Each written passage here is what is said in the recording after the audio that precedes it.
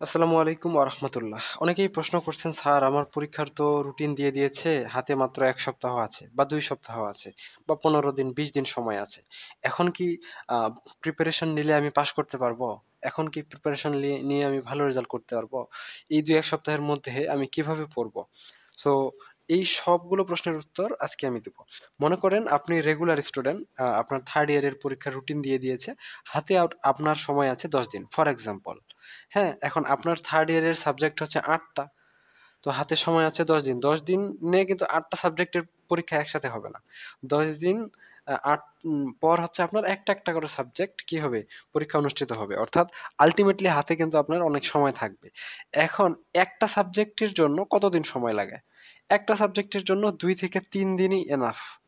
কঠিন সাবজেক্টের জন্য। সহজ সাবজেক্টের জন্য, একটা সাবজেক্টের জন্য ১ দিন পড়লেই যথেষ্ট। জাতীয় বিশ্ববিদ্যালয়, ন্যাশনাল ইউনিভার্সিটির কোনো ডিপার্টমেন্টের সিলেবাসই এত কঠিন না যে আপনি হচ্ছে ন আ হচ্ছে নরমাল থিওরি সাবজেক্টগুলো ১ দিনে পড়ে প্রস্তুতি নিতে পারবেন না। আর ম্যাথগুলা ২, ৩, ৪, ৫, ৭ দিনে নিতে পারবেন না।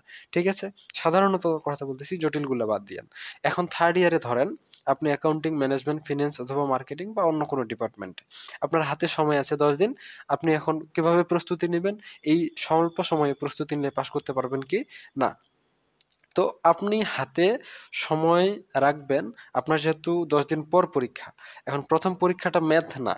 কোনো ডিপার্টমেন্টেরই না। অতএব ১ম পরীক্ষাটা খুবই সহজ। অর্থাৎ হাতে সময় ১০ দিন থাকলে পরীক্ষার মানে পরীক্ষা অনুষ্ঠিত হওয়ার ৯০ ঘন্টা, হ্যাঁ? ৯০ পরীক্ষা অনুষ্ঠিত হওয়ার ৯০ ঘন্টা সময় পর্যন্ত আপনি ২য় পরীক্ষার প্রস্তুতি নিতে থাকবেন এবং অন্যান্য পরীক্ষার প্রস্তুতি নিতে থাকবেন।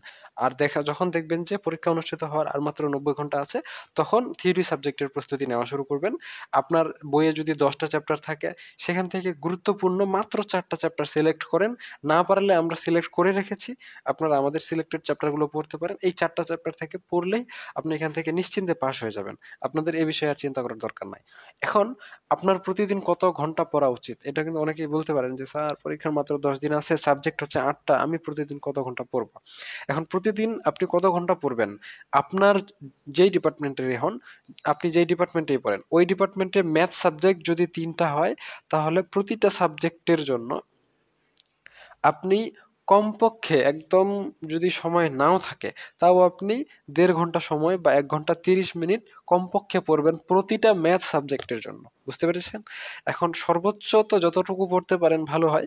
মোটামুটি আমার জানা মতে আপনার হাতে যদি ১০ দিন সময় থাকে, তাহলে প্রতিটা সাবজেক্টের জন্য ৩ ঘন্টার বেশি পড়ার প্রয়োজন নাই।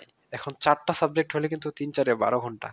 বুঝতে পারছেন? তখন আপনাকে ৩ ঘন্টা পড়া লাগবে না। যখন ৪ টা সাবজেক্টের প্রেশার একসাথে আসবে, তখন আপনি কি করবেন? ১.৫ ঘন্টা করে ৪ ১.৫ ৬ ঘন্টা শুধু ম্যাথ গুলো পড়বেন। আর থিওরি প্রতিদিন ০.৫ ঘন্টা করে পড়বেন, যেগুলোর পরীক্ষা সামনে না, যেগুলো পরীক্ষা একটু পিছনে। প্রতিটা সাবজেক্ট। তাহলে ফর এক্সাম্পল অ্যাকাউন্টিং ডিপার্টমেন্টে ধরেন ৪ টা সাবজেক্ট ম্যাথ প্লাস ৪ টা হচ্ছে থিওরি। তাহলে আপনাদের যদি ৪ ১.৫ ৬ ঘন্টা ম্যাথে যান আর হচ্ছে ৪ আধে ২ ঘন্টা থিওরিতে যান। মোটামুটি ৮ ঘন্টা সময় কমপক্ষে প্রতিদিন পড়লেই যথেষ্ট। এখন এই ৮ ঘন্টা ম্যানুয়ালি পড়বেন। এর পরবর্তীতে সামনে যেই সাবজেক্ট ২-৩ টা আছে, ওই ২-৩ টা সাবজেক্টের প্রস্তুতি আগে নিবেন। কারণ পিছনের যেই সাবজেক্টগুলো পরীক্ষা হবে, সেগুলোর জন্য কিন্তু আরো আপনি হাতে সময় পাবেন।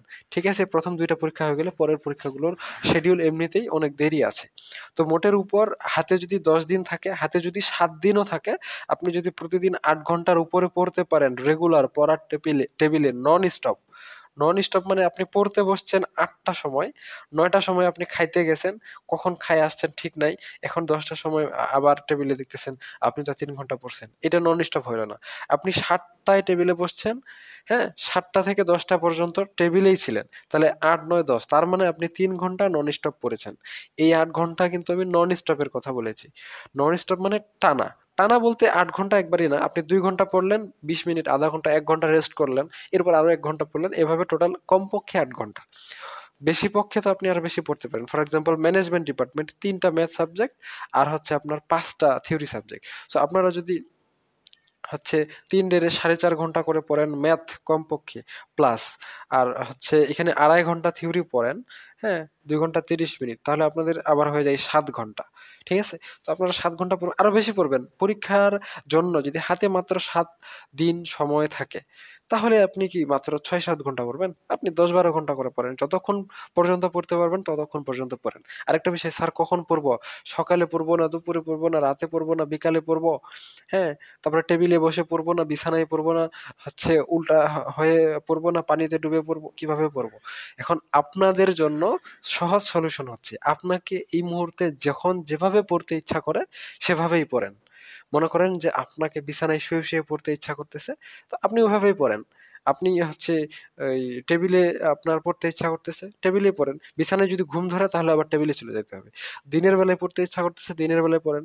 না ইচ্ছা করলে রাতের বেলায় পড়েন। আপনার সকালে যদি ঘুম থেকে উঠতে প্রবলেম হয়, তাহলে অন্য টাইমে পড়েন। এমন না যে সকালেই পড়তে বসতে হবে। এটা ঠিক যে সকালে পড়লে অনেক বেশি পড়া মনে থাকে। তার মানে এটা না যে আপনি সকালে ঘুম ডিস্টার্ব করে পড়বেন আর আপনার মাথার ব্রেইনের অবস্থা ১২ বাজে যাবে। তখন আপনি ওই যতই পড়েন সকালে আপনার মনে থাকবে না। আপনার মেজাজ যদি খিটখিটে থাকে, সকালে যদি ঘুম থেকে উঠতে না ইচ্ছা করে আর আপনি যদি জোর করে উঠেন, তাহলে মেজাজ কি হয়? খিটখিটে হয়ে যায়। আর তখন কি ব্রেইনের ধারণ ক্ষমতা, স্মৃতিশক্তি কমে যায়। তো আপনি জোর করে সকালে ওঠার দরকার নাই। যার রেগুলার হ্যাবিট আছে সকালে ওঠার, সে সকালে উঠবে।